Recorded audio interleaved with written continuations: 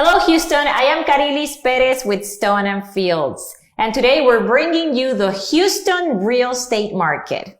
Joined with me, I'm here with Toby Engel from Stone and Fields and Daniel Jara from Homestart Capital. Welcome.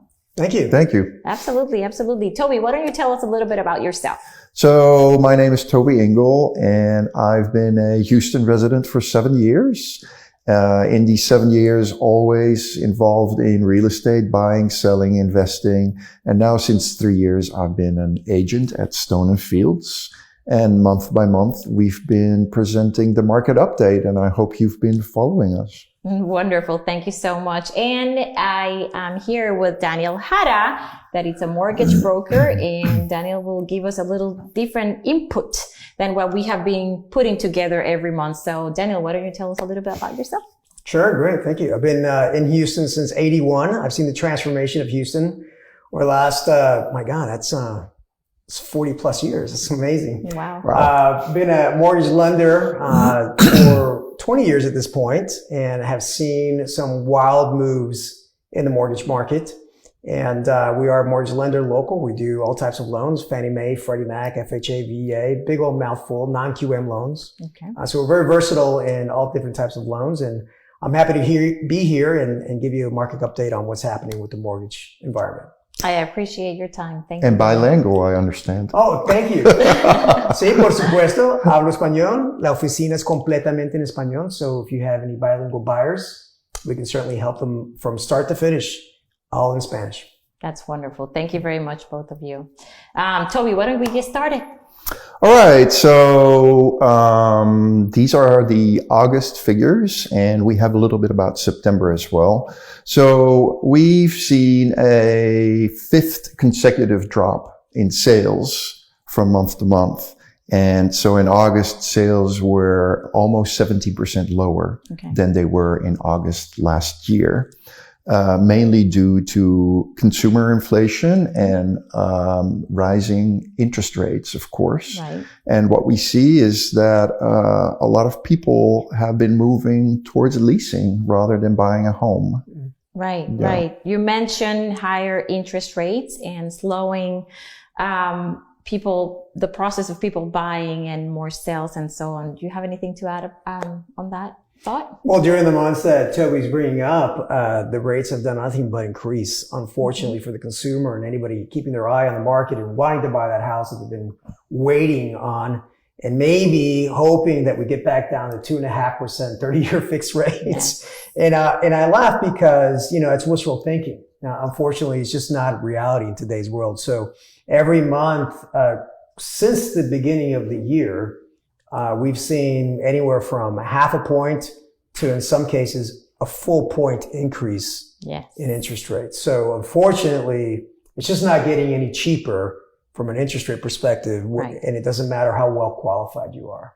And now that you say that, this week, exactly, it went up to 6%? Well, national average, depending on the survey that you looked at, if you look at Freddie Mac survey, Freddie Mac survey is saying 6.09, so essentially 6%. Yeah. If you look at some other more that's a weekly average survey. If you look at a current survey that comes out on a daily basis with Mortgage News Daily, they're saying 6.33. Okay. That's on a 30-year fixed, and on a 15-year fixed, about 5.5.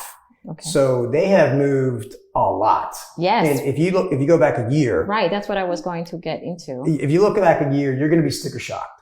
You're going to see 3% rise, at least 3%, That's maybe 3.5%, depending on who and what scenario you were looking at. So we'll get into it a little bit later, but we'll talk about purchasing power loss. Right. But my take on what the market is doing as a result of that. Yeah. So the beginning of the year versus today, it's been also a huge difference. Let's not go back even a year, because last year we were still busy and active and low inventory and so on. But even this year, we have noticed significant increases on the interest rates. So we started the year in the high threes? No, 3%. 3%. Things are still pretty comfortable. And since then, we've gone from 3 to 3.8 to 4.7 to 5 to 5.3. And this is on a monthly basis. Yes, exactly. To 5.3. And it kind of held steady there for about a couple of months. Right. 5.3. And then this month, whammo. Yes. Yeah, because in June there was actually a slight decrease. Yes. So we kind of everyone got excited. Yeah, everybody got excited. It didn't really help sales from what I've noticed. Right. But everybody got excited. It's like, oh, there's a breather. The market's reacting favorably to the Fed increasing the discount rate. But after that breather, it ticked up again in July. July actually was flat with June. And then in August, it ticked up. And then here in September, boom. I mean, we're at 6% plus. Yeah. So people are getting nervous. Yes.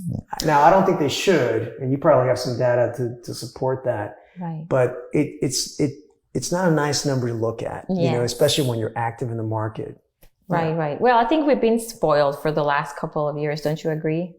Yeah. I mean, all over I read that people at HAR.com, for instance, are saying, listen, people, we're going back to what's considered normal, right. And we've been spoiled in certain respects by this low interest in the past 2 years, although there were certainly negative aspects to buying a home in the circumstances as well. But, so I think for now still we need to keep our eyes on, this being pre-pandemic normal rather than we're in this crazy expensive, area. And, so there was one of the statistics, if you look further into the drop of sales of nearly 17%, across all segments. If you look at one segment from 500,000 to 1 million, there was actually an increase in sales of 10%. Oh, wow. Yeah, it's really crazy. I'm trying to figure how that works. Yes. So obviously there's a lot of people with a lot of equity in their homes, a lot of cash in the banks as well, because we all know not everybody suffered from the COVID pandemic. True. I mean, a lot of people did really well, actually. Yeah, absolutely. So maybe you'll find that in this higher segment. Right. And then certain segments have completely disappeared, mainly below 250. Oh, yes. It's very hard. So now that the average home price in Houston is still above 400,000, that says a lot. That's true. Yeah. Can we go back to when you said normal? Let's describe what really normal is. For me, normal is, we're not fighting. We're not doing these multiple offer situations where actually people can take the time to go and search for a home versus being just buying whatever the first house, it comes in the market, right? So, normal, you would look at inventory, for instance. So inventory was as low as 1.7% last year, this time around. Now we're back to 2.5%. But that ain't normal still, and it's still a very low inventory. Yes. And I think as soon as we start seeing above 3, 4, then, you can truly speak of having a normal inventory. Correct. Yeah. And a healthy market is 6% months of inventory. Yeah. So that would, we still have a long way to go to get there. Anything to add about, especially the normal, in regards to interest rates, consumer trends?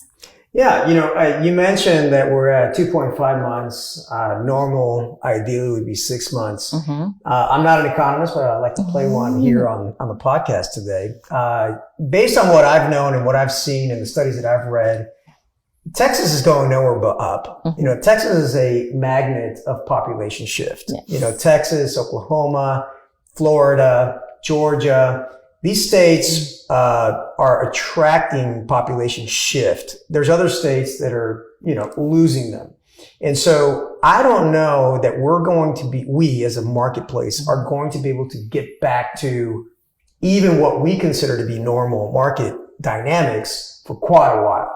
Because not only do people want to buy homes, ideally, people coming out of these states and moving to Houston, they're not coming to Houston or to Texas in general without a job.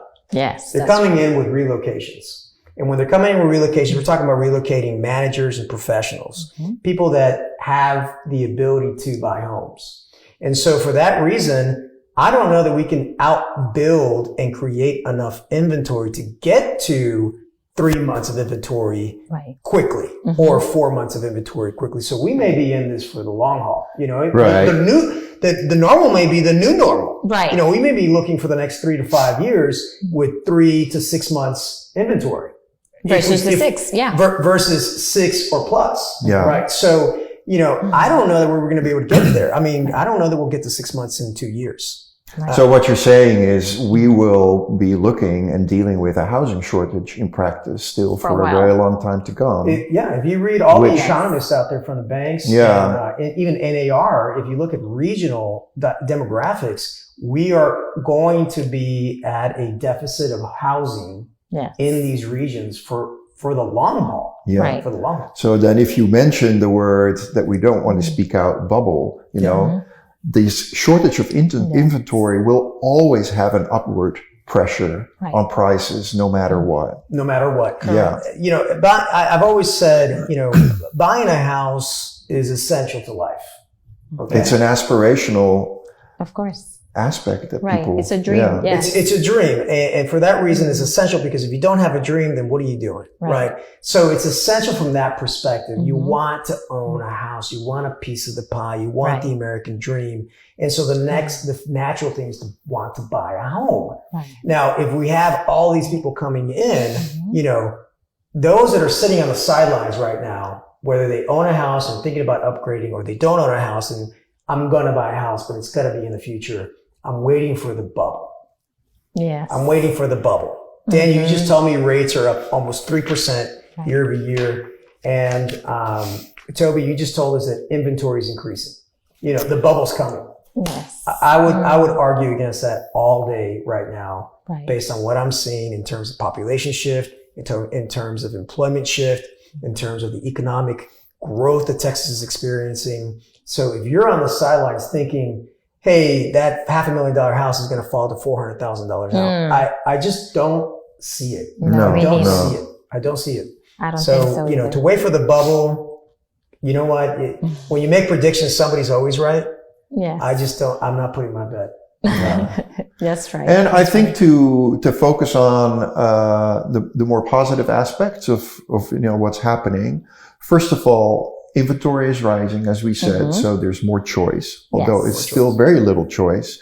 Right. Also, the number of showings is increasing drastically. So in August, we saw an 18% increase of showings of realtors to clients, to buyers versus last year. Yes. Means they have the opportunity to show more. There's more choice, meaning buyers have a wider choice of homes. And there's interested. Less pressure. Interested people, right? And also homes will be on the market a little bit longer, but we're still talking, 31 days rather than 27. So that's still a relative quick sale. And last but not least is that fewer homes are purchased above list price, meaning list price are more realistic pricing and there's no stress in, you're like, how far shall we overbid rather than, what's the realistic price market of this value home? Yeah. The days of $30,000 to $50,000 above list. It's crazy. Probably, it's completely gamble. Yes. It's gambling. Yes. And all these people putting cash on the table additionally because they didn't appraise their house, right? The house didn't appraise and all of that. And now we see more, normal appraisals where, okay, this is the market value and we're not experiencing that many issues with the appraisal values like we saw last year. I don't think I've missed an appraisal value this whole year. No, me neither. I don't know about y'all. No, it's been great. The appraisals have been matching the offers on the table. Right. Talking about the positive side on the mortgage industry side, let me give you some stats that will kind of probably blow you away. And you're going to want to hear this because I got good news based on these numbers. They're going to be really ugly. They're going to be really ugly. Last year, according to the MBA, Mortgage Bankers Association, total originations in the United States were upwards of $4.4 trillion of mortgages. Okay, so, I don't know. Is that a lot? Is that a little? It's a lot. Sounds like a lot. It's a lot. Even historically speaking, it's a lot. This year, we're forecast to do, listen to this, we're forecast to do 2.2 trillion. Wow. 4.4 trillion to 2.2 trillion. Okay, that's 50% drop. Yes. The MBA is not forecasting any uptick in 2023 maybe 0.1, 2.3 trillion. And they're not really expecting it to kind of uptick until 2024. Oh. And then that uptick is 2.5 trillion. In other words, we're not going to go back to 4.4 trillion anytime soon. No. So that's really bad for the mortgage industry. The mortgage industry is in disarray. You may not know this, but behind the scenes, I'm seeing it, both from my colleagues, my competitors, and even the large banks. We haven't lost enough people. There are just too many mouths to feed with not enough food on the table. True. I've been reading about a lot of layoffs in your industry. They're going to come, and more are going to come. You're going to see the large employers reduction in workforces, 5,000, 10,000, 20,000 people at a time. Now, it hasn't happened yet because they're flush with cash, which is one thing that you said about cash buyers, where people only put cash. But here's the good news. The good news is you were saying there's more inventory, there's more choice. You can take a little bit more time, not a lot, but you can take a little bit more time to make a decision. Here's the good news from the mortgage side. Service is back. Service is back. Good point. Yes. Service is back. We know as an industry, and certainly me at my company, we sell service. Yes. We sell the culture of the client comes first. Okay. And we are there to answer questions and put them through A through Z all in one office and make sure that they are fully vested in the decision process throughout the process, and there are no surprises, and we're closing on time. Let me give you an example of services back. We have a client in Dubai. They're closing on the 20th. Okay. We were ready 5 days ago. We were ready in 14 days. Oh, wow. This That's is a condo finance. You know how hard condo financing is? Yes. Have you ever financed a condo? It's crazy. Yeah. Okay. 14 days. On other purchases, we're doing them in 25 days. And we're doing this regularly. I'm not the only one, but service is back. Right. So now the consumer doesn't feel like, oh my God, this is a blur. It's like a snowstorm. I can't even see in front of me. I'm just grabbing at things because Toby tells me to grab with my left and Daniel's telling me to grab with my right. I'm just holding on for dear, for the ride. True. It's not like that anymore. Okay. Now the consumer's back in control. And that's the good news of seeing this huge drop in originations. People are really having their eye on the ball, and the ball being the clients and their service and their understanding what's going on. And it makes a lot of sense. I would say that also on the realtor side, now it's not just, we see one house, let's write an offer. Yeah. Right? Now you have the opportunity to show these buyers around, to give them, this is the information for each property, and give them the opportunity to think about it. Right? Yeah. So definitely I see a difference in consumer trends, in behavior, and also on our end, giving us the opportunity also to serve. Would you agree with that, Toby? Yeah, no, absolutely. Yes. Yeah. Yes. Although I think in the market that we're experiencing and the market that's to come, I think it's going to be tough for all realtors, and there's going to be dropouts, no doubt.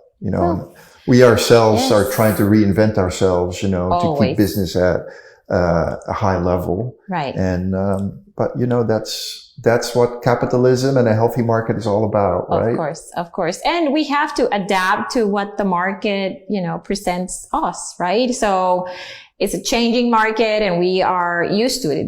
I've been doing this for 15 years and I started back when the recession, 2007, 2008, 2010. So we adapt through the markets, we learn, and through the challenges, then we present new things and we explore new venues of how to market ourselves and reach to other buyers and sellers, etc. Right?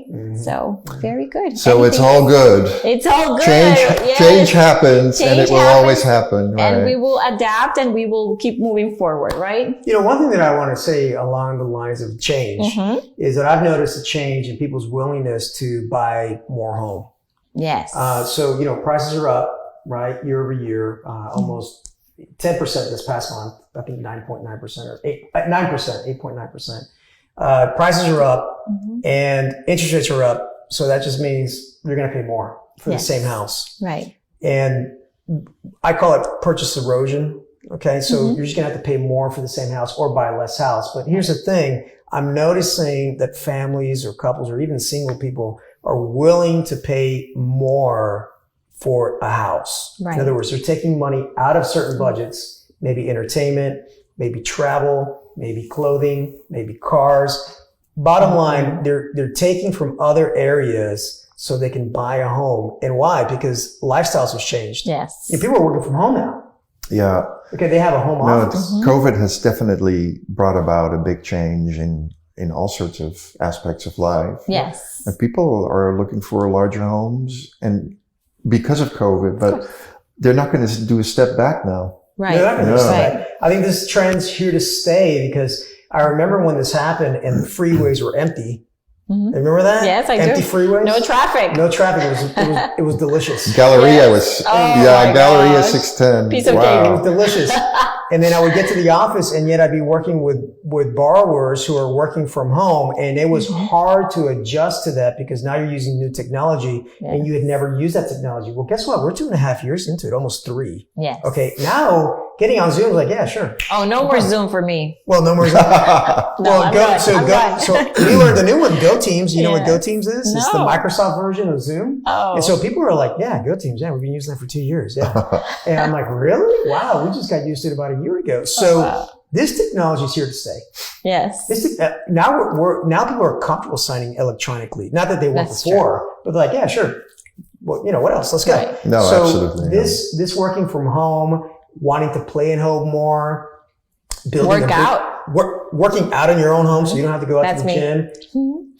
People are willing to spend more on their home now or allocate a bigger size of their budget. So you said it, the one segment that is not suffering is the $500,000 and above. To $1 million. Yeah. To $1 million. That's really remarkable. 10%. It's 10% increase? Yeah. Versus last year, a August. lot. That's a huge And increase. last year, August was hot. amazing. Yeah. Yes. That's amazing. So, and if you just look back 3 years ago, that segment was lagging really, really hard. I remember it was in the red. So, people are spending money on their homes and willingly so. Yes. So, again, that bodes poorly for the bubble. Okay. Because the shift in mindset of what you want in a house. Right. So it's all good. Market is changing. We will continue to adapt. We'll figure out ways to continue to help our clients provide the service they deserve. And we keep at it. And let's bring in more homes, more buyers, more sellers, you name it, right? Ready. Yes, absolutely. All right. See you next month. See you next month. Have a good one, everybody. Take care. Thank you. Thank you both. Thank you so much.